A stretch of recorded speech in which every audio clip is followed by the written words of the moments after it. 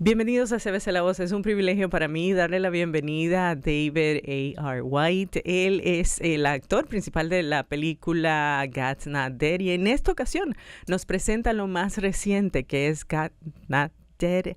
In God We Trust. David, thank you so much for sharing with us a few minutes of your time today. Yeah, thanks for having me. I appreciate it. Thank you so much. So, from sunny Miami, we're looking at the political situation of the country, and we find a movie that speaks volumes into faith, hope in our nation, resilience, so many things together. But can you tell us how important is this movie in the light, precisely, of our condition as a nation? Yeah, I think this movie is first and foremost about hope, and it's about inspiration, as you had said, and it's about stepping out of your comfort zone when you don't really want to. It's also set against the backdrop of some stats that are a bit staggering. That 30 to 40 million American Christians don't vote in presidential elections historically, and 15 million of them aren't even registered to vote. Wow. And so you take, we are so blessed to live in America. Yes. And have these wonderful freedoms that our forefathers put into place so many years ago, hundreds of years ago. And I think we're at a time, a crossroads to where a lot of those freedoms are being questioned of whether or not we're supposed to have those as Americans or not. And I think that's in turn what this election really is boiling down to in a lot of ways, is that we have the right to choose. So if we don't choose, someone is inevitably going to choose for us. And that's kind of scary to hear that, but at the same token, true. Right. And one of the conversations in the movie, precisely, God's Not Dead, in God We Trust, is the fact that perhaps this freedom that we have, this freedom that many of us came to look for in America, as a matter of fact, and we value and we appreciate, may actually be taken away if we don't exercise our right to vote, if we don't act. And God's Not Dead, since the beginning, since movie number one, has actually made it a point to remind us of that. What are your thoughts on that, David? Yeah, I mean, it's ever since the first installment of God's Not Dead, which was 10 years ago, it's hard to believe. Congratulations, and here we are. Thank you. Yeah, we're on pace with the Fast and the Furious, and we just need to jump on more buildings and blow some things up, and I think we're going to be right there. And still sell tons of tickets. Still right? early. They've always been, on a serious note, though, that they've always been, for such a time as this, the movies land right in the middle of culture, whatever culture seems to be going through at the time. And I believe that is God's timing. I don't think, as much as we'd like to do our best, and but it's not a thing that we perfectly plan. Like, I do believe that the Lord had his timing in it. And so, ever since the first one was all about, when was happening on college campuses, and the discrimination that was going on there of people of faith, it is what has come out of these movies is to open up conversation. And that's what's so important. That's what's key, is because if without conversation, right, without communication, there's fighting, there's all the things that negatively come out of ruined relationships and everything like that. And ultimately, too, war and now we're feeling this in our country right now. And so I think, it's time to open up the honest truth that, hey, 30 to 40 million American Christians aren't voting in presidential elections. That's not okay. It's time to change that, or otherwise someone will change it for you. And so this is about opening up those things that maybe we wouldn't be thinking about if something like this didn't exist, and put it front and center. Right. In the movie, as Reverend Hill, you have this conversation openly. Why do people separate something as important as voting with their faith? Yeah. Well, I mean, I think and traditionally, politics is known for a dirty business. And so the idea that Mm, Christians should be involved in that dirty business, a lot of Christians kind of run from it and say, well, God will take care of it, and I'm just going to sit on the sidelines to it. Right? That's the yeah, nice but sure, I'd like to but I believe that God gives us a voice. He gave us a voice for a reason. He gives us arms and legs and every thing to make a difference, to make change.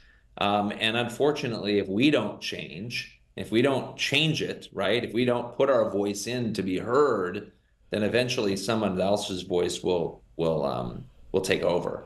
And as we've seen the last several years, I don't think we're liking, there's a line in the movie where I say, you guys thought you were angry when they took God out of school, when they took prayer out of school. Imagine how angry you're gonna be when they take God out of our country. And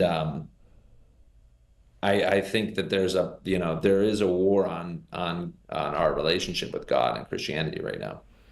absolutely. And I do believe the movie does a wonderful job bringing all these issues as well as others.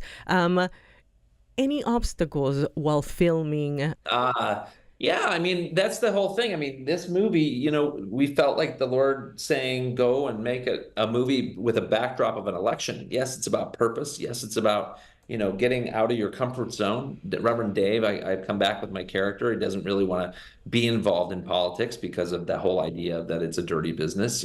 There's a great line in there that Isaiah Washington says that he says, well, so is taking out the trash, but if you don't take it out, it begins to stink.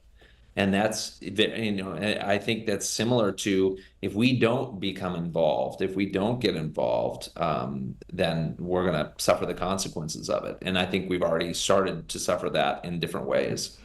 Another line that sticks out is God provides through his people. We hear this constantly in the movie as well. Tell us a little bit about the writing process of the movie and if you got a chance to collaborate a little bit with the writers. Yeah. Yeah, the last three movies have been primarily written by Tommy Blaze. And Tommy has written quite a few movies if you've been watching on Pureflix or Great American Pureflix, about what we've, a lot of our movies over the years. Tommy started with us, I think, back in 2008 on a movie, or 2012 on a movie called Marriage Retreat, ironically. And then he's written on so many other ones, Me Again, and just, and the last three God's Not Dead movies. But when we set out, we just really say, Lord, what do you want this to be about? And inevitably, it seems to shine through what it's supposed to be. And for something, Tommy's been blessed to have just an amazing mind that that can put it, out on a script, and he does it in such a great way. And so, yeah. And if you guys don't know this, all the God's Not Dead movies, I believe, are on Pureflix right now. And you can watch all of them there. And so it's a great time to do that. You also can get a free trial right now, starting November 1st, and for 7 days. So, So my final question is, many Christians, as you mentioned earlier, are afraid to express how they feel. And it's more important now than ever. What's your message? I know this movie is going to encourage everyone to go out there and vote, but what is your message directly when they see this interview in reference to that fear that holds many back in terms of doing what's right and saying it out loud? It's a good question. I first want to say this, though, is I want to say we have an amazing, all of this, we couldn't do it without, we talked a little bit about the writing, and we couldn't do it without the cast as well, and all the crew people and all the people that come alongside of these movies from the beginning steps. But I do want to say the cast is great. Isaiah Washington comes back. Martin Kuo comes back. He's the only other one who's been in all five than me, of course. The Newsboys are back. Yes. People like Samaire Armstrong, who is wonderful in this. We have Ray Wise is back from the second one. There's Dean Kane's back from the first one, which was 10 years ago, you know? Uh-huh. So we have all these, Scott Baio. Baio, Charles in charge, yeah. Yeah, you know, the cast is really, and then Isaiah Washington is just superb. So I hope that people are enjoyed, they're, you know, inspired by this in their faith, first and foremost, and then also it encourages them to step out of their comfort zone wherever they're at and to get involved. And I think that's a key to life. In life is about connection, right? And so much of it is, if we don't do that, it's not the way that the Lord, I think, built us. We need that connection. And so all that to say, I hope that as the election is right around this corner, that you guys, A, watch the movie first on Great American Pureflix, sign up today for your free trial, and then B, go out and vote, more importantly. Let your voice be heard. Let your voice be heard. Thank you, David. Thank you so much for this time, and thank you so much for the movies. Who knows, maybe number 6 we'll have a reverend in the White House. You never know.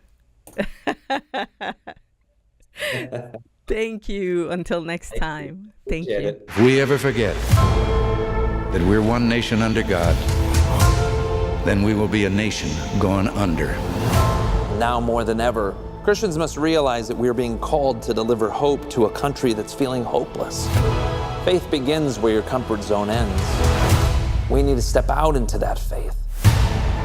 We're 6 weeks out from Election Day, and a lot of folks have lost hope in the future of our country. We must maintain a wall of separation between church and state. Religion has no place in the public square. Once they bankrupt our country, they will have complete control. Where did we go wrong, Lord? We need someone who can light a fire in the voters. The preacher. He helped on those education hearings. I've been hired to manage your campaign for Congress. I'm not a politician. If you don't take on this fight, we could lose everything. They found someone to run against you. Are we worried about a preacher? My next guest is a candidate for Congress. You're going to get a lot of questions about your faith. Well, maybe people are looking for more spiritual and moral leadership in Washington. You're making God an easy target for them, Pastor. God's not the target, Lottie. Our country is. God's just standing in their way. I will not be made a fool of. I won't stop until your moral high ground crumbles beneath your feet. You don't win unless you play by their rules. I feel like I have 2 options. I can either do the things my faith asks me not to, or I lose this race. It's like God keeps putting these impossible mountains in front of me. Perhaps God put those mountains in front of you to show that they can be moved. Please pray for David, guys. In God we trust. This contest is about shaping the future of our nation. Keep your boy in line. Because like his God, I can give it and I can take it away. How do you know it's God? Reverend Hill, your beliefs are a textbook example of Christian nationalism. Whenever anyone of faith promotes a policy that you don't like, you label them a Christian nationalist.